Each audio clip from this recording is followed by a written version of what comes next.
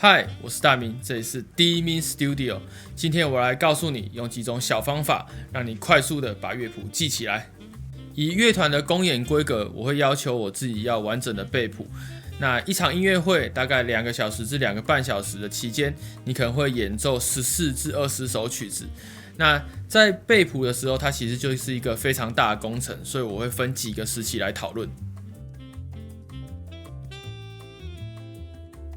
初期练习的时候，我会先把谱看熟，先知道自己在哪些段落需要做些什么事情，哪些地方会有一些比较难算的拍子，或者是比较困难的音阶。那这个时期，我会顺便把快速音阶或是一些比较复杂的音群背下来，好让我在课堂与课堂之间的下课时间，我可以拿出来练习，而且我不用把谱打开，我只需要用想的就可以把这些音符记下来，把它吹出来。那这时候其实重点在于，先把这些困难的东西练熟，在你第2阶段、第3阶段后期团练的时候，才可以把速度提升。中期练习除了一开始你的快速音阶需要更精进、更熟练之外，这个阶段我会把乐谱写成段落的形式。那我可能不会写上拍子，我可能只会写上音符，因为音符跟拍子我在第1阶段的时候已经大致上有个了解，所以我可能只会选择写上一些音符跟少部分比较复杂的拍子。那写完之后，你就可以很快速的比对 A、B、C 段落有哪里长得不一样，哪里需要特别记，或者是 A 段跟 B 段之间有没有哪一个东西是相似，但它其中换掉了几个音。那这时候就会把谱写清楚，然后交互比较，然后尽可能的把它背起来。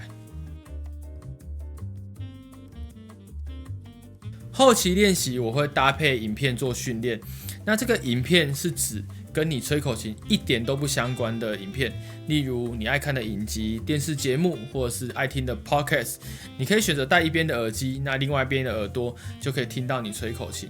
这个时期主要训练的就是你的肌肉记忆够不够。当你在做事情的时候，你可能会分心，那你就会忘记你要吹什么，所以这时候肌肉记忆就会是一个很大的帮助。因为在舞台上，你有可能因为你紧张的关系，所以你脑袋一片空白。如果你的肌肉记忆可以帮助你记下这些动作，那你就可以把这些段落都衔接起来，做一个比较好的演出。演出的当下，你可能会因为紧张或者是体力下滑，导致你在演出的时候头脑不是很清楚，甚至是一片空白，完全不知道下一段要吹什么。这时候你在后期练习的肌肉记忆就对这个演出很有帮助，会让你的错误感觉不是那么明显。那多练习对于你的身心力一定会有很大的帮助，而且这个帮助是会让你在台上觉得心里比较安心，那你的演出品质也会跟着提升。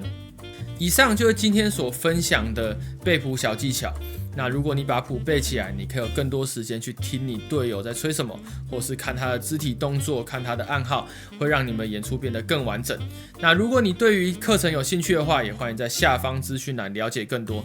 任何想要听到的口琴相关内容，也可以在留言区告诉我。这里是第一名 Studio， 我是大明，我们下次影片见，拜拜。